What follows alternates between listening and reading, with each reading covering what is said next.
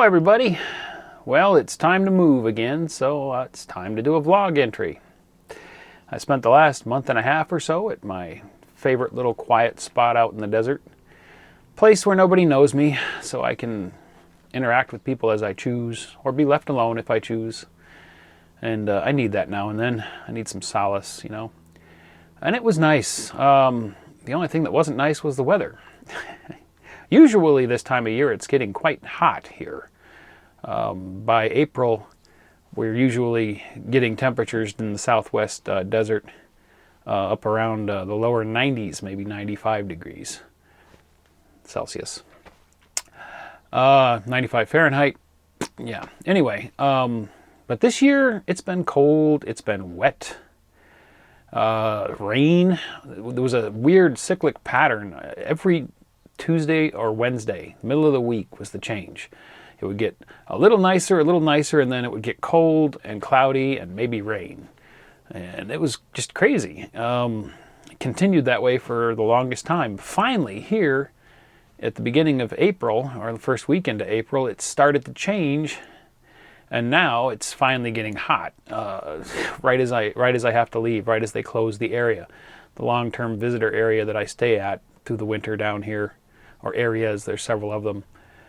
They close April 15th, and this year was no exception, with the exception that they closed down the services. Now, the Bureau of Land Management was kind of conflicted on this. I don't know what they were thinking initially. Usually these areas stay open through the summer, and you can pay an additional fee for summer use, and they'll keep the services running. They'll keep the fresh water and the sewer dump open, and the dumpsters there for taking away trash. But this year they closed those down on the 15th, and I found out later that the governor of Arizona ordered that. I wasn't sure what they were thinking, but after discussing with a few of my neighbors, we came to the conclusion that we all pretty much agreed that probably the governor was thinking by taking the amenities away, they'll discourage people from leaving their homes to go to those areas over the summer to help with social distancing, you know. Perhaps that's what they were thinking. But anyway, they aren't kicking people out of the area, and they're not going around and ticketing people to charge them the extra fee for the summer use, but they took the amenities away. I would probably stay another week or so, but it is starting to get hot, like I said.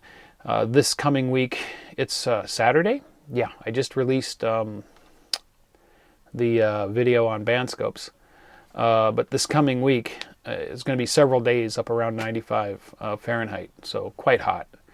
And when you're out there in that desert sun, and it's straight on full sun, and it's 95 degrees Fahrenheit ambient temperature, if there's no breeze, even with the windows and vents open, it'll get 6, 7, 8 degrees hotter, maybe even 10 degrees hotter inside the RV. And the RV turns into a cooker.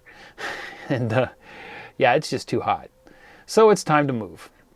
I'll be heading for Kingman and my friend Tony's property up there, and probably staying there till about June.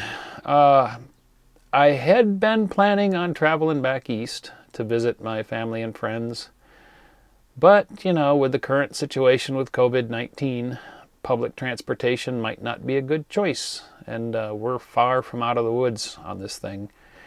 People are starting to talk about opening the country back up, and people are starting to act like we're at the beginning of the end of this crisis. Yeah, it feels to me more like we're at the end of the beginning, and it's going to get worse. They're going to open things up. There's going to be a second wave of infections. They're still learning about the virus, you know, so you can scream at me in the comments if you want. I don't really care. I just look at the numbers and the science and the data. I get my news from the medical journals. I read the stuff that the doctors and the scientists are writing, because that's where the real information is. The media puts spin on it, you know.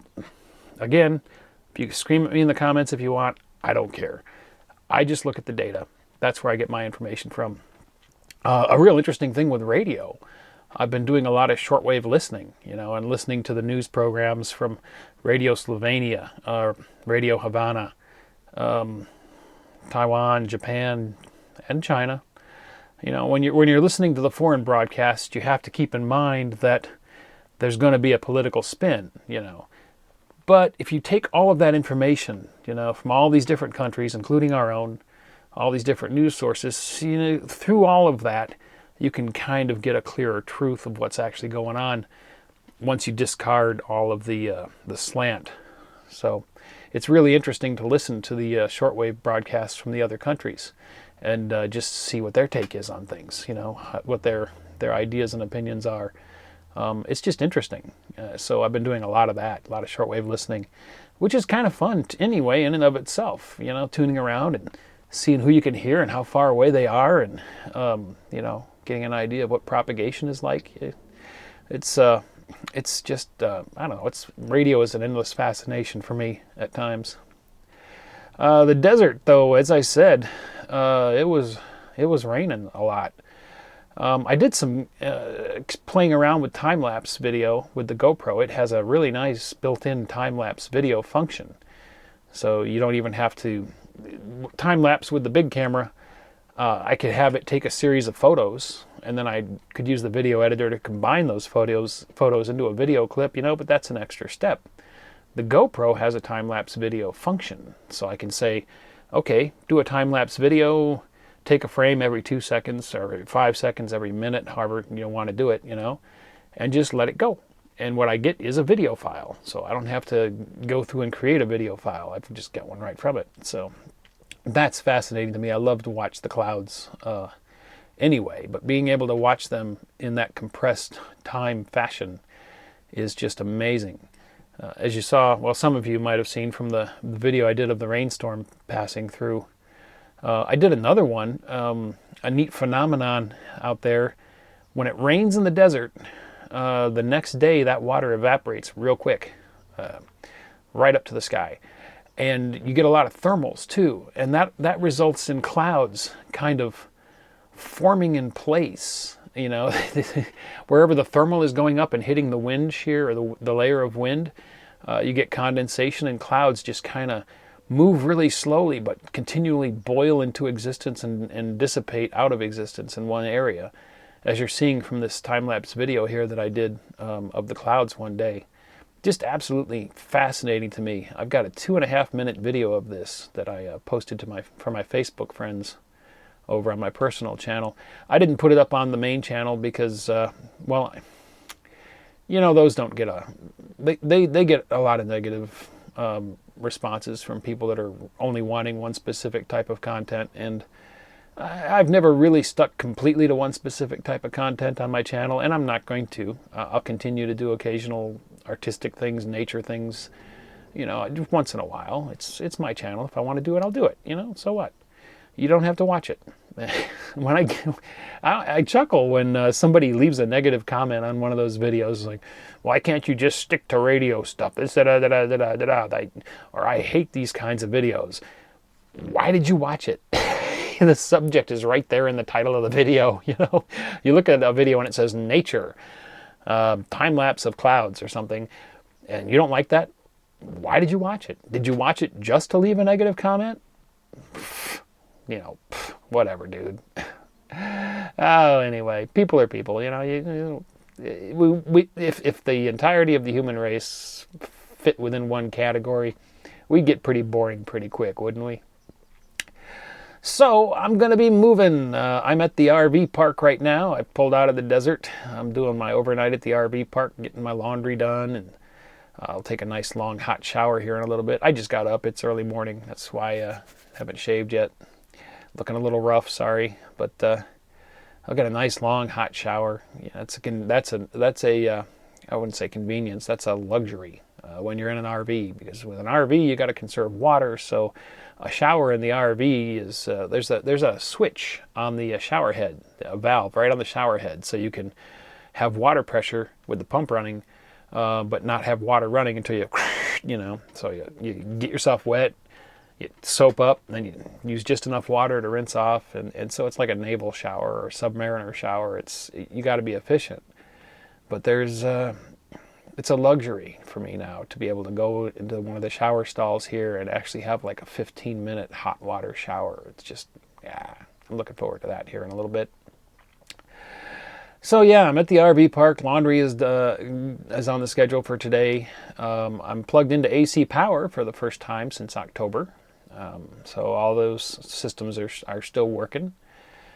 So yeah, that's a pretty long stint off grid, running off solar and the batteries. Even the cloudy days, I had to go into power conservation mode mentally, and be really careful about my use of power. Limit my use on the laptop. For example, a really, really cloudy day, you just don't get much out of the panels at all, but I was still able to get the batteries up to 14 volts by mid-afternoon on the cloudiest of days. I just had to really be conservative about my power use. Use the batteries in the devices, like if I have to do something on the laptop and it's really cloudy, I'm not getting much power out of the solar, I'll just run the laptop on its battery, charge it up the next day when the sun's out. So, you do things like that to get by. Played around a little bit with some of the antennas. I did try the 500-foot end-fed wire out, but I was using really thin wire and it was close to the ground. Still, I gathered some information from it. I did some listening with it and was amazed at how strong the signals were coming in. It's basically a beverage antenna at that point, being so close to the ground. But still, I gathered more information to file away up here about how it behaves and how it acts. I did an end-fed half-wave 160-meter wire and had that little discovery that it had a low SWR at 630 meters, and I was actually able to transmit on it. So that was neat to discover. I'm going to. I didn't make any contacts on 630 yet, but there's a factor there that people might not consider. You might think, oh, your antennas are crap. No, I was getting out. The whisper test on the end-fed wire was picked up on 630 meters, 500 miles away with a quarter watt. So that tells me that the antenna is radiating. That's kind of substantial. It's whisper, but still, the antenna is definitely radiating. 630 meters is not very populated. That's the big factor. There's not a lot of stations on there. I can listen on that band night after night after night, and maybe once in 5 nights I'll hear some single sideband or some CW. Most nights you just hear JT9. Now, I could use JT9 if I had a transverter, but the only transmitter I have on 630 is the CW transmitter I built. So I'm going to be stuck with CW there. I do want to build a transverter. I gathered some of the parts to build one. I'm having a hard time working with the tiny, small stuff now. My eyes are getting worse and focusing on tiny things, and my hands are getting a little unsteady. And built, like I said in some other video recently, building the Cricut kit was really tough. So yeah, I really do want to build a transverter. I might end up buying one if I can ever get the money aside for it to play with other modes. But first off, antennas. I got to get something up that can keep up for a while and then make a few contacts on CW. A lot of operators schedule contacts, and I think when I get an antenna up again in Kingman that's capable on that band, that's what I'm going to do. Is I'm going to get on the forums and the secret IRC channel that I'm privy to. They don't want other people to know about, but there's a group on that band that they get on and they schedule contacts. And so once I get the antenna back up in Kingman, I'll go that route and try to get a few contacts in the log on 630. But Kingman, when I get there, I'm going to get the doublet up right away. That's still my go-to HF antenna. I love that doublet. So flexible and performs so well. But I'll work on getting 2 other masts together and the rest of the hardware that I need. And I have a viewer back in Fort Wayne that I think he's going to send me some wire, so I should have plenty of wire once that arrives. And we're going to do the spiral structure idea and explore that. The first variant of that I'm going to explore is the 160-meter end-fed half-wave, but spiraled up. And I'm going to try to get it into a smaller footprint. Yards in city lots and that are usually like 20 feet across, maybe 25 feet across. So I'm going to shoot for getting the masts about 25 feet apart. So it'll be an equilateral triangle with 25 feet between legs. And if that was rotated so the flat side of the triangle went along the fence line of a city lot yard, the other mast would not be more than maybe 20 feet away. So it would fit in a small city lot. And I think I can get a 160 meter end-fed half-wave spiraled up between those masts and maybe get it tweaked to where it could also transmit on 630. So that's the first one I'm going to try.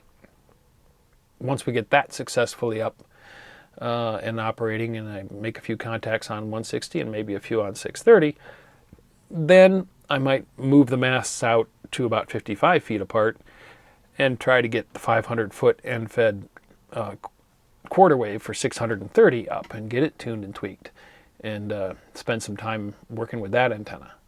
So those are my big antenna projects when I get to Kingman, are those two spiral deltas, or whatever you want to call them, helical antennas. And we'll see if we can make that work. The 160 meter one I'm kind of excited about, because I know that there's probably a lot of people out there that would really like to get on 160, but they're living in a city, they got a small lot. So if you could get something up in 25 square feet of space that's resonant on 160 and performs well, and also performs really well on 80 meters and okay on 40, that would be a winner of an antenna for somebody in a city lot. So I want to get that up and show that it works, and that'll be the first big project when I get there.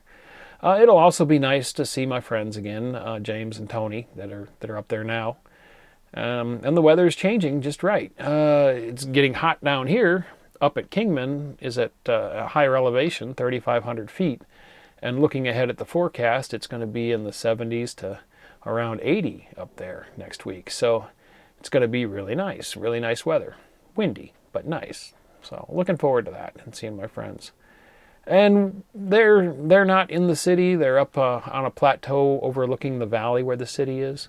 So you're still fairly isolated, so it should still be fairly safe. We can control our contact with the rest of the population when we have to go in for supplies and all that. And so it's still going to be safe. But June, I was planning on going back east originally. I don't think that's going to happen. In June, late June, I'm probably going to head up to Oregon.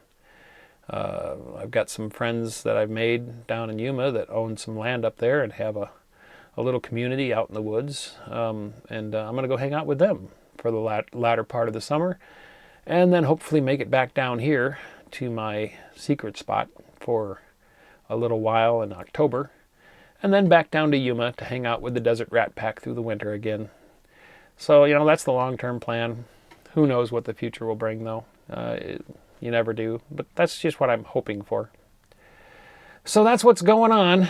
The RV's holding up. It's creaking and groaning more as it ages. Little bits of plastic are starting to curl away from the body here and there, so I've got to do a bunch more little repairs here and there. I'm in the process of setting it up for summer, putting reflective material in the windows, because that sun is brutal out here in the desert. I put a light dusting of white spray paint on my skylight for the bathroom. A lot of heat radiates through that thing. When that midday sun is on it in the desert, it's like there's a space heater in that bathroom. You walk into it and it's just hot. So I put a little dusting of white spray paint on it, and it still lets light through. It's still plenty of light comes in, but it reduced the heat radiating in there by several factors. I mean, I can put my hand up by the skylight and hardly feel any heat anymore. So that fixed that problem. Got to get prepped for that, because it's going to start getting hot even up in Kingman. It's going to start getting hot, and I'll have power there though. I'll have AC power. That'll be nice too, because I'll be able to use the 7300 more. The 7300 is a current hog, and it's like 1.2 amps on receive. So it draws more on receive than the FT817 draws on transmit. I'm also going to have a product review, because I'm going to order something when I get up there. I haven't spent any money on myself for the better part of the last year. I haven't bought myself anything, so I'm going to pick up a little HF amplifier for the QRP radios. 5 watts in, 35 watts out is what this amp does. My one friend Keith has one, K70TP. He's one of the rat packers down there that we park near in Yuma, or outside of Yuma. And it's a neat little amplifier. And that'll give me a nice midpoint on battery usage. I'll be able to drive it with one of the QRP radios and get a little extra kick when I need it without hitting the battery too hard. So I'm going to do a review on that when I get it, and we'll talk about that amplifier. Oh, what else? Man, I guess that's it. I've probably talked long enough. So anyway, that's what's going on out here in the RV, traveling around. And we'll see you in the next video. Thanks for watching. If you enjoyed the video, don't forget to give it a thumbs up. Also, if you're not already a subscriber, click to subscribe. Join us on the Facebook channel for discussion about the videos. And if you'd like to help support this channel, please click to support me on my Patreon page.